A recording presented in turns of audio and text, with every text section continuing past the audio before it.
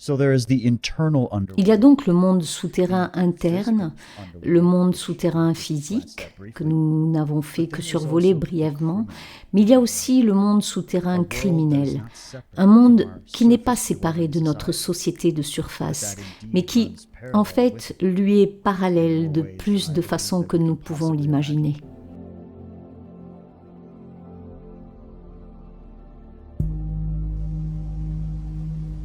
Je vais vous donner des informations que vous n'avez jamais entendues auparavant. Ça va vous choquer, j'en suis sûre. Je sais que c'est secouant, mais c'est vrai. Tout ce que j'ai été investigué, et cela vient donc de sources confidentielles ou d'informateurs, ce sont des sources fiables et crédibles. J'ai servi pendant 27 ans et demi au FBI et j'ai pris ma retraite en 1979. Au moment de ma retraite, j'étais responsable de la Californie du Sud et j'ai raconté cette histoire déjà bien des fois. Et cette histoire est que, bien sûr, que ce groupe satanique était entré dans cette maison cette nuit-là, qu'il était devenu incontrôlable et qu'ils avaient acheté de la drogue vers minuit et que c'était Cory Millennial.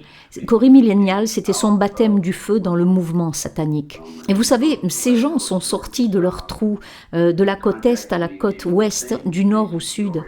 Ces gens m'ont contacté et m'ont raconté les mêmes histoires sur cette côte et toutes ces pratiques sataniques et sur leurs cérémonies multigénérationnelles, les abus rituels et les mêmes histoires encore et encore, des témoignages de gens. Alors, je me suis dit qu'il devait y avoir quelque chose. Et j'ai donc commencé à me plonger dans la culture satanique. De là, je suis passée à la pédophilie, à la pornographie, à la prostitution, à la corruption des tribunaux, à la corruption des forces de l'ordre, à la corruption des procureurs. Et j'ai essentiellement appris par mes recherches et par mon travail sur le terrain d'ailleurs. Je ne fais pas que des recherches dans les livres.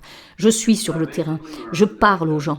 Et j'ai essentiellement appris que le mouvement satanique aux États-Unis est très très actif. Et d'ailleurs pour vous qui êtes au Canada, il existe un réseau entre les États-Unis et le Canada. Il y a beaucoup de trafic entre Seattle et dans la région de Washington. Et ce n'est qu'une goutte dans l'océan des informations que j'ai recueillies. Je me suis dit, où est-ce que tout cela a-t-il bien pu commencer ? Qu'est-ce qui se passe ? Je ne comprenais pas. Et d'ailleurs, en fournissant des données et des informations, des détails et des documents, et la vérité à des fonctionnaires, y compris le FBI, auprès du ministère américain de la Justice, eh bien depuis, je suis ignorée totalement.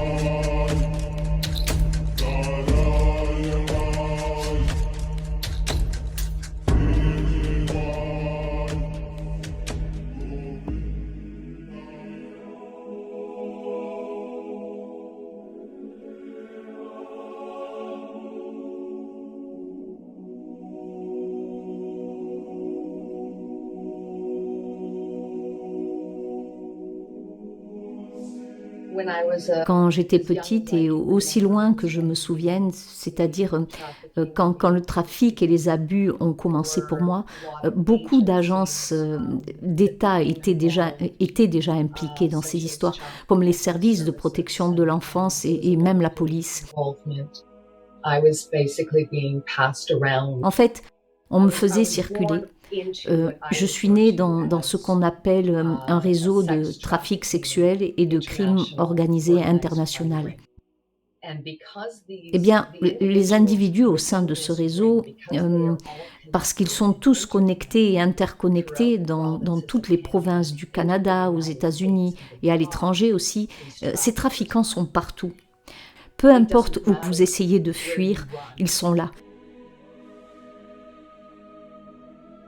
Et dans mon cas, il y a l'implication de beaucoup de fonctionnaires corrompus, de personnes en position de leadership, de pouvoir, d'autorité, et dans les institutions où on doit avoir normalement confiance. Des gens au sein de l'Église, les chevaliers de Colombe en font partie aussi, et d'autres comme des avocats, des médecins, officiers de police, politiciens.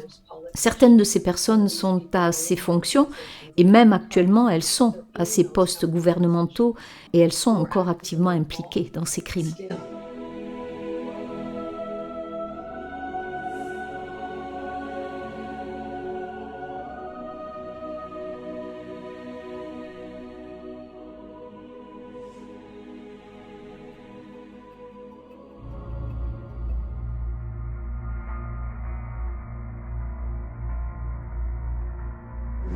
Cela permet et donne à la Maison-Blanche et à notre gouvernement un pouvoir presque illimité pour enquêter sur les caches d'armes et de drogue.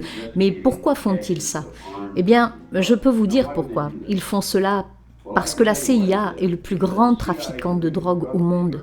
La CIA a introduit de la drogue dans des pays depuis des années, en remontant jusqu'à la guerre du Vietnam.